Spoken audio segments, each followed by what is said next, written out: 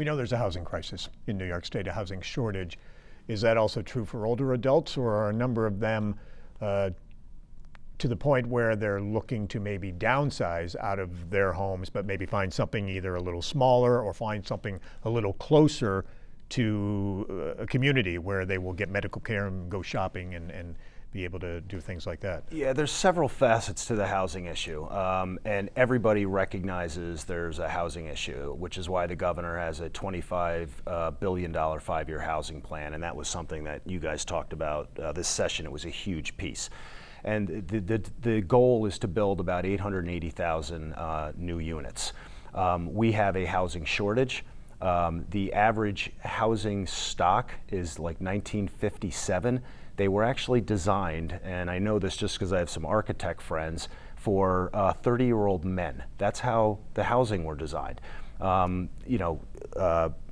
can't get a wheelchair in. You have to go up steps. You have to go up down in the basement to do your laundry, or upstairs. That's not universal design. So in order to bring housing and rent costs down, you have to increase the stock. It's simple supply and demand.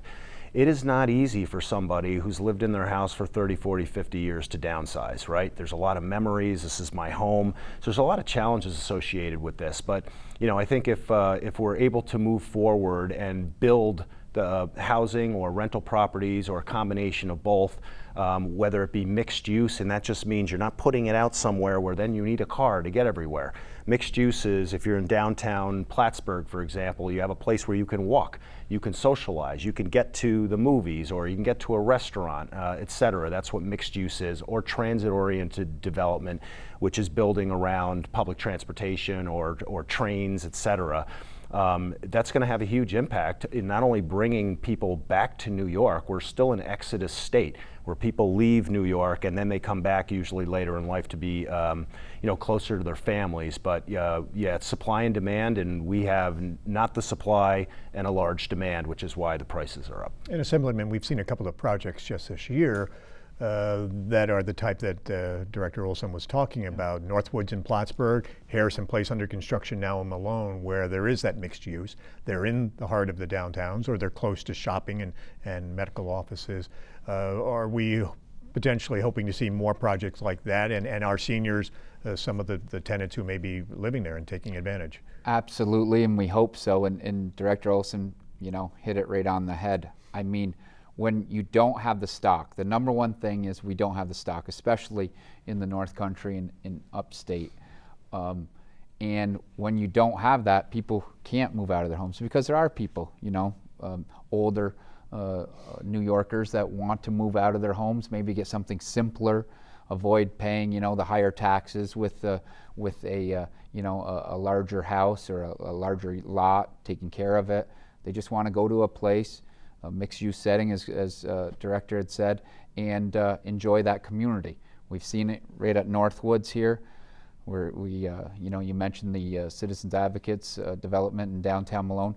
Big, huge project in Tupper Lake right now with the old Oval Dish factory that will help that. So what you're doing is you're getting people out of those homes. That frees up that stock for other people to go in and buy them. But certainly, we need the investment.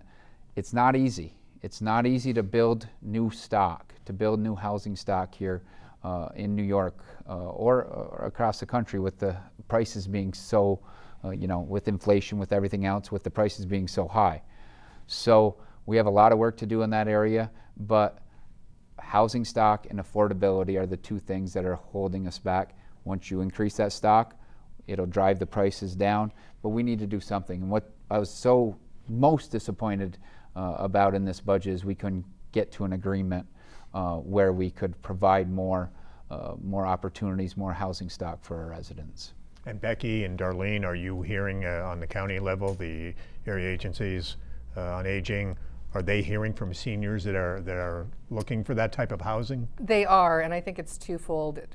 And Director Olson touched on this, because the housing stock that older people are currently in, they're actually self-evicting because of mobility issues.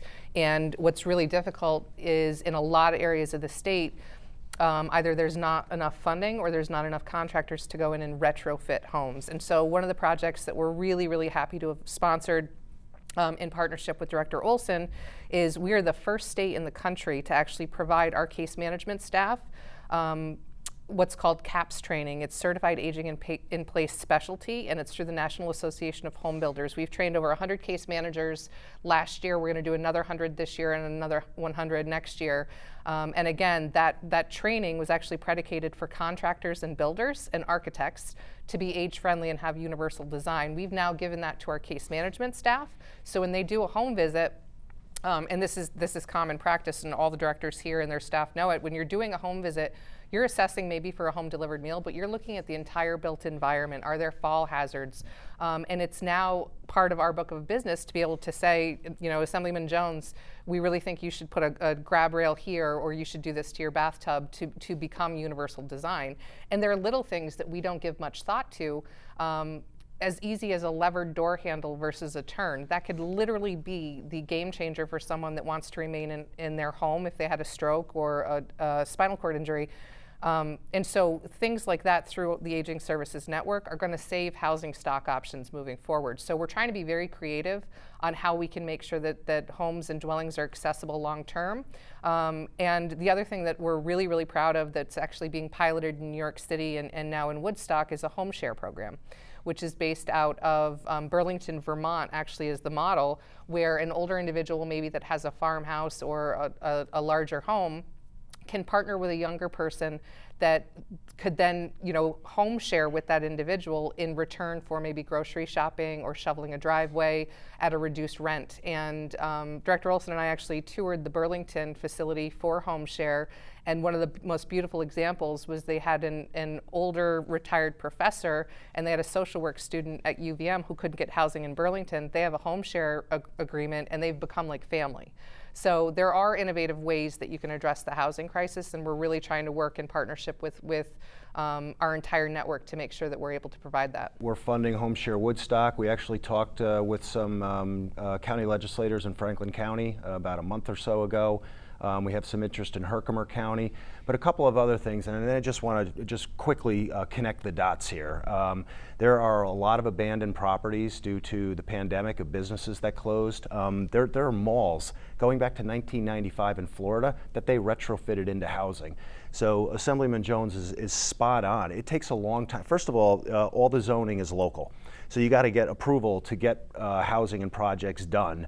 And then it takes a while to build them once you get the financing. It can take 5, 10 years, 20 years, depending on what the project is. There's a lot of space that is available where it's already built, already passes code, and you can much quicker retrofit those. There's a mall in Rochester, New York that did exactly that. So half the mall's still open, and the other half now is housing.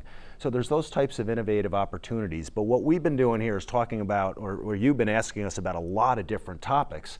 These are all the things that will influence the master plan for aging, because this is what a livable and age-friendly community looks like. It has transportation and housing and civic engagement and work and the ability to access services and combat isolation and enjoy the park system and the trail system. So, I just want to not have your audience think these are all separate pieces. They all come together, and that's what really the master plan is all about. I'm Maria Alexander. I'm the executive director at the Senior Citizens Council of Clinton County.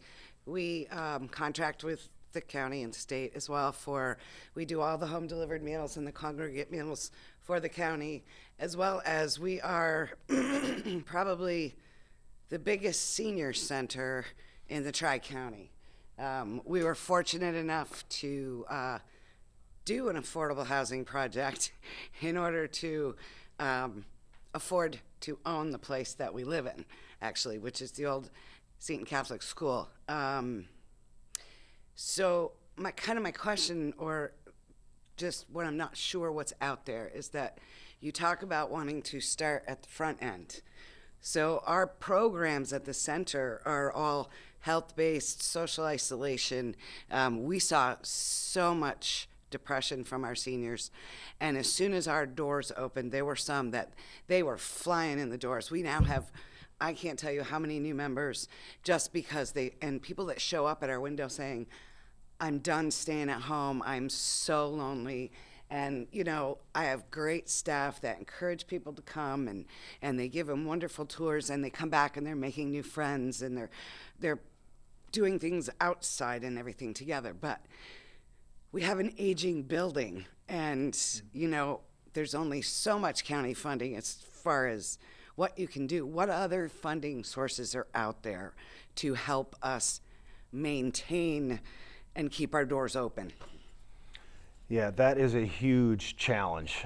Senior centers are funded usually by local governments. The programming comes from a variety of sources, right? From our office, the office, the county office for the aging, fundraising, you know, member items, et cetera. But there's never been any capital expenditures for senior centers or other things in the aging network. Which is essential to the isolation. It's absolutely essential, and we've, you know, I've seen a lot of senior centers close because of exactly what you said. I know there's one in Albany that you could see outside. The crack in the building was so bad it's now been demolished. I don't have an answer for you. I really don't. It's a huge flaw, but I think again, you know, you raise a great issue that I think we should build into what we're working with Senator Gillibrand at the federal level, and also to revive some work that was done a few years ago in New York State to provide capital funding for senior centers that came out of the legislature. Sure. And Maria, we've talked about this as well before. Unfortunately, in this year's budget, we couldn't, but I'm not giving up on that. I think or I know in the past couple of years we've created capital funds. A piece of legislation that I'm pretty proud of that we got into the budget this year, of creating a capital fund for volunteer fire departments to purchase equipment and to help them with infrastructure, their buildings. Last year we did it for American Legion or veterans organizations. I think this coming year we should you know, put our thinking caps on and try to get a capital fund for buildings such as yours and senior centers. I think we can get enough support and get that through. I think one of the major questions we did have, because we are so rural in our area, internet is a big issue. A lot of these things are based on internet, the LEQ.